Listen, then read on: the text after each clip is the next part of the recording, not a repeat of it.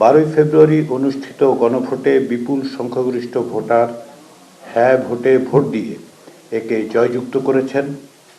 নির্বাচন কমিশনের দেয়া হিসেব অনুযায়ী গণভোটে ভোট দিয়েছেন 7,76,95,023 জন ভোটার, যা মোট ভোটের প্রায় 60.84%। এর মধ্যে 4,82,660,000 জন হ্যাঁ ভোট দিয়েছেন, যা কাস্ট হওয়া মোট ভোটের 68.06%। না ভোট দিয়েছেন 2,20,71,726 জন ভোটার, যা কাস্ট হওয়া ভোটের প্রায় 31%।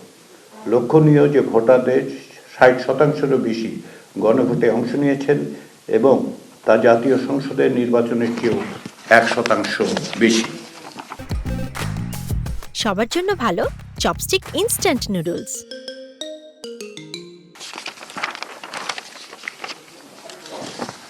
বাংলাদেশের নাগরিকরা অত্যন্ত সুস্পষ্ট এবং দ্বিধাহীনভাবে জুলাই জাতীয় সনদের সংবিধান সংস্কারের প্রস্তাবসমূহের অনুকূলে তাদের রায় দিয়েছেন।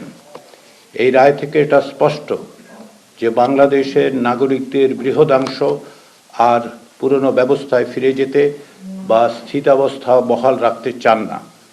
তারা চান পরিবর্তন, রাষ্ট্র ব্যবস্থায় সংস্কার। মাননীয় প্রধান উপদেষ্টা গণভোটের প্রাক্কালে জাতির উদ্দেশ্যে বলেছিলেন, একটি জাতীয় রূপান্তর কখনোই একক সিদ্ধান্ত বা একক শাসনের মাধ্যমে টেকসই হবে না। জনগণই রাষ্ট্রের প্রকৃত শক্তি। পরিবর্তনের চূড়ান্ত বৈধতা আসে জনগণের সম্মতি থেকেই। তাই দেশের ভবিষ্যৎ দিক নির্দেশনা নির্ধারণে জনগণকে সরাসরি সিদ্ধান্ত গ্রহণের সুযোগ দেয়াই হলো গণতান্ত্রিক পথের মূল ভিত্তি। এই লক্ষ্যেই আমরা গণভোটের আয়োজন করেছি, যাতে দেশের ভবিষ্যৎ সংস্কারের দিশা নির্ধারণে জনগণ সরাসরি নিজেদের মত প্রকাশ করতে পারেন। জনগণ তাঁর আহ্বানে সাড়া দিয়েছেন। সংস্কারের পক্ষে জনরায় এসেছে। গণভোটে দেয়া জনগণের রায়কে কেবল সংখ্যার বিবেচনায় দেখলেই হবে না। জনগণের এই রায় হচ্ছে 2024 সালের জুলাই আগস্টের গণ অভ্যুত্থানে যারা প্রাণ দিয়েছেন, যারা আহত হয়েছেন, যারা অকুত ভয়ে লড়াই করেছেন, তারা আমাদের ওপর যে দায়িত্ব অর্পণ করেছেন তার স্বীকৃতি। তাদের দেয়া দায়িত্ব পালনের জন্য জনগণের অঙ্গীকার। প্রায় 16 বছর ধরে যে বীরের রক্তস্রোত, মাতার অশ্রুধারা, নির্যাতিতের হাহাকার, তার যেন আর পুনরাবৃত্তি না ঘটে, সেই বিষয়ে প্রাতিষ্ঠানিক কাঠামো গঠনের জন আকাঙ্ক্ষার প্রকাশ। সার্বভৌম জনগণের অভিপ্রায়ের যে প্রকাশ ঘটেছিল 2024 সালের গণ অভ্যুত্থানের মধ্য দিয়ে, তাই পুনর্বার এই রায়ে প্রকাশিত হলো।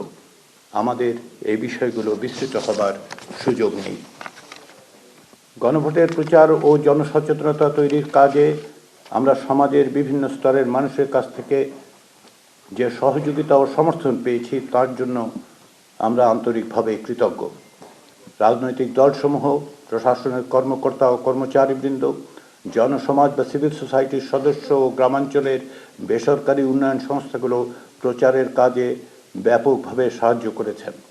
আমি বিশেষ করে উল্লেখ করতে চাই জুলাই শহীদদের পরিবার, জুলাই যোদ্ধা, জুলাই রাজবন্দী, বৈষম্য বিরোধী ছাত্র আন্দোলন, সুশাসনের জন্য নাগরিক সুজন, চাকুরিতে বয়সসীমা বৃদ্ধি, সাধারণ শিক্ষার্থীদের কথা।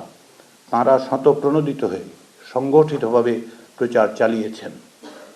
আমাদের দপ্তরের কর্মচারী ও কর্মকর্তারা অত্যন্ত নিষ্ঠার সঙ্গে অকুণ্ঠ চিত্তে অতিরিক্ত সময় এবং শ্রম দিয়েছেন। এর পাশাপাশি ব্যক্তিগত উদ্যোগে অফলাইনে অনলাইনে অসংখ্য মানুষ প্রচার চালিয়েছেন।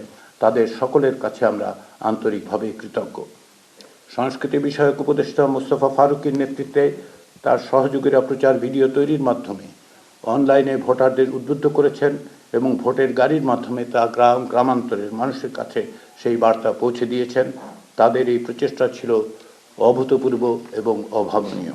তাতে জনগণের যে ব্যাপক সাড়া পাওয়া গেছে, তার জন্য আমরা সকলকে ধন্যবাদ জানাই।